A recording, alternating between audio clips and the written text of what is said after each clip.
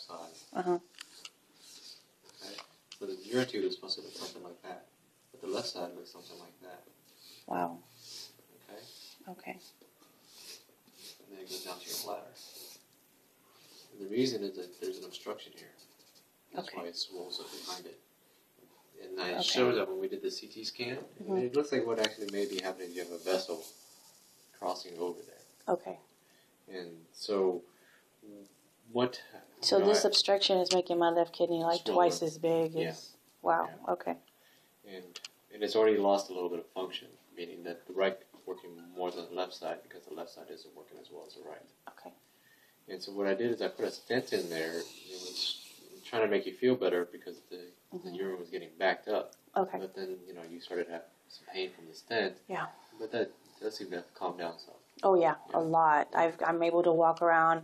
Like I said, I have good days and bad days, and I know when I'm going to have a bad day. Like the day I got married, on Friday, I was so busy that I knew Saturday I was going to be in bed all day, and it was. I was in bed all day. Well, so what the type of repair that we tend to do for these and is that what we do is we cut the ureter here and we cut the ureter here. Okay. And then we sew it above the vessel. Okay. So afterwards you'll need a stent again. Okay. But after that your kidney should drain because the pain happens because intermittently what will happen is you'll make a lot more urine than you usually do.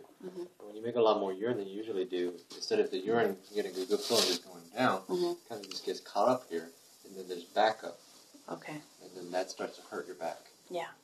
And that's been going on for years and years, and then they kept saying it was a urinary tract infection. Yeah. But it was really the growth on there. Or not the growth, but I mean the obstruction. Backing up. Okay. Okay.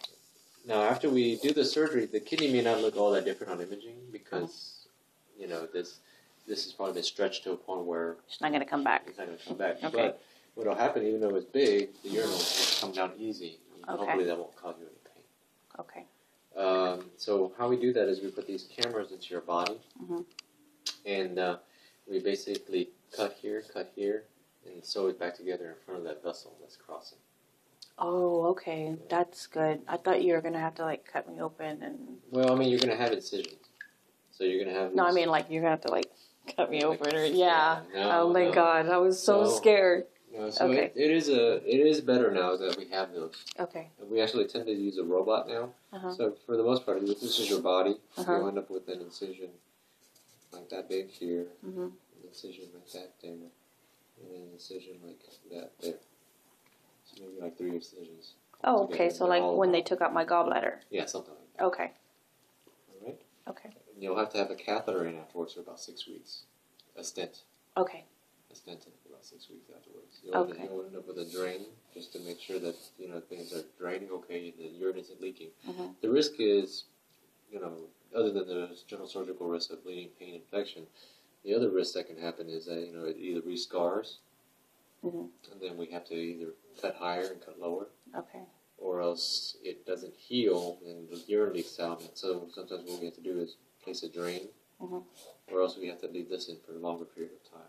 So I'll have a drain coming outside of my body? Just for routinely for a couple of days, unless the urine doesn't stop leaking. Okay.